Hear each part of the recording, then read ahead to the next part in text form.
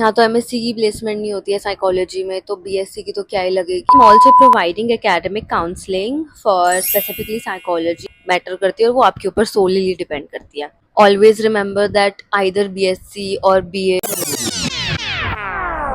Hi everyone, welcome back to my YouTube channel. I hope you all are doing good।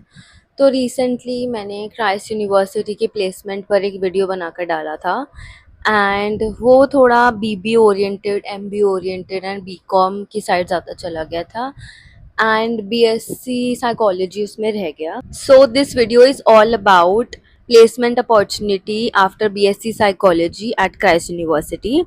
तो सबसे पहले course के बारे में बात कर लेते हैं। The course BSc psychology at Christ university is extremely wonderful, it's beautiful, मतलब everything is so good. Okay, so let me clarify, ये एनसीआर के बारे में है, तो इट्स अमेजिंग। इट्स मतलब एक एक चीज़, एक एक टॉपिक, एक एक सब्जेक्ट बहुत केयरफुली और बहुत अच्छे से लगाया गया है।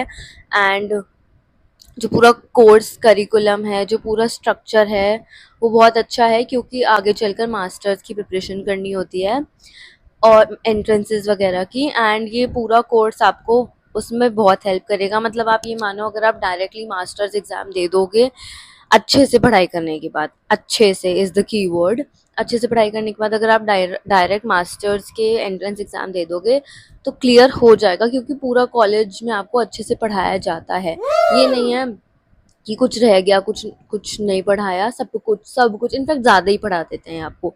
तो बहुत बहुत अच्छा करिकुलम है, बहुत अच्छा कोर्स स्ट्रक्चर है।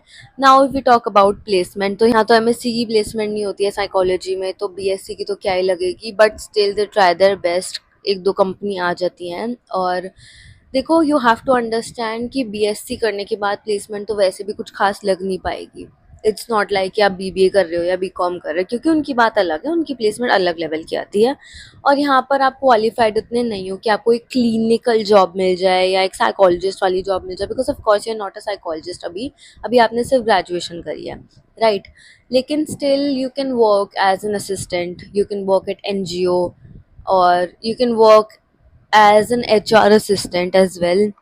बट उसका पे कुछ खास होता नहीं है, hardly 15K per month, because of course we also understand कि आपको क्लिनिकल अपॉर्चुनिटीज अभी नहीं मिल सकती बीए करने के बाद। Always remember that either BSc और BA in psychology is just a foundational course. अगर आपको प्रॉपर थेरेपिस्ट बनना है, अगर आपको प्रॉपर साइकोलॉजिस्ट बनना है, तो of course you will have to do masters, and अगर आपको क्लिनिकल साइकोलॉजिस्ट बनना है, you have to do MPhil and further PhD तक यू हैव टू डू। और बीच में काफ़ी सारे डिप्लोमा कोर्सेज वगैरह, एडिशनल कोर्सेज भी आप कर सकते हो for that add on experience.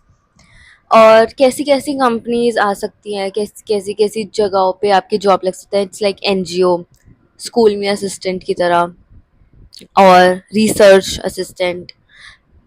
तो ऐसी ऐसी कोर्स, ऐसी ऐसी जॉब्स आपकी लग सकती है, but they are not worth it. I will suggest everybody to do their masters first and then look for job opportunities, because like I said, it's just a foundational course. But what can certainly help you to get a good opportunity after BSc is start your internship early. Like ये नहीं कि हम course ख़त्म होने के बाद internship करेंगे, साथ साथ देखना, ढूंढना, स्टार्ट करना कर दो, मतलब इंटर्नशिप कर लो साथ साथ। और रिसर्च में अगर इंटरेस्ट है तो उसकी साइड ज़्यादा ध्यान दो, और अपनी खुद एक रिसर्च लेकर बैठ जाओ ताकि वो रिज्यूमे में आ सके।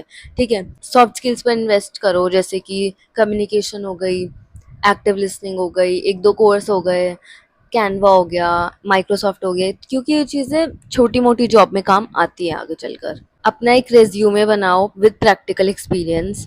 और अगर आप लोगों को एचआर में जाना है तो बीएससी के बाद एमबीए इन एचआर की तैयारी कर लो। अगर मास्टर्स नहीं करनी साइकोलॉजी में, अगर साइकोलॉजिस्ट नहीं बनना, एचआर फील्ड में जाना है, तो इसके बाद या साइड बाय साइड एचआर की कोर्स कर लो। एचआर एनालिटिक्स के कोर्स होते हैं, इंडस्ट्रियल साइकोलॉजिस्ट के कोर्स होते हैं, तो वो कोर्सेज कर लो। तो उसके बाद आपकी एचआर में जॉब तो लगी जाएगी, एक ठीक ठाक जॉब, एंड फिर आप जॉब करते जाओ, स्विच करते जाओ, तो एक अच्छी सैलरी तो मिल जाएगी। बट अगर हम सिर्फ बीएससी की प्लेसमेंट के बारे में बात करते हैं तो it's not good, because it's just a foundational course and it's suggested कि मास्टर्स इसके बाद करी जाए, और एमफिल में इंटरेस्ट है, एमफिल करने का मन है तो एमफिल करी जाए, क्योंकि एक आपको मतलब साइकोलॉजिस्ट वाली जॉब नहीं मिल सकती है इसके बाद। एकेडमिक एक्सपोजर चाहिए, इंटर्नशिप एक्सपोजर चाहिए, मास्टर्स क्लियर करना है, एंट्रेंस एग्ज़ाम्स, और पढ़ाई में बहुत ज़्यादा इंटरेस्ट है, then this college is too good. Academically बहुत अच्छा कॉलेज है, सब कुछ बहुत अच्छा है, but placement is not very good. और सिर्फ यहाँ नहीं, कहीं भी बीएससी साइकोलॉजी के बाद प्लेसमेंट एक्सपेक्ट मत करो। And while you do your BSc, you must also work on yourself, your skills, because at the end of the day, college doesn't matter that much. आपकी ग्रोथ, आपकी skills, आपने कितनी पढ़ाई करी है या कितनी नॉलेज आपके पास है, वो मैटर करती है, और वो आपके ऊपर सोलीली डिपेंड करती है। And if you're confused as to which college to choose for your masters in psychology, I have a separate video for that. Do check it out. And I'm also providing academic counseling for specifically psychology for all of you who are confused कि BSc के बाद क्या करें, या masters के बाद क्या करें, या ट्वेल्थ के बाद क्या करें अगर साइकोलॉजी की फील्ड में जाना है, या कंफ्यूज हो कि इसमें पैसा है या नहीं है, या anything related to psychology and career. So you can also DM me on Instagram और comment below. And do let me know कि आगे आप कैसी वीडियोस देखना चाहते हो, because I am open to listening your advices and your opinions. And if you like this video, then please like, share and subscribe to my YouTube channel. Okay, bye.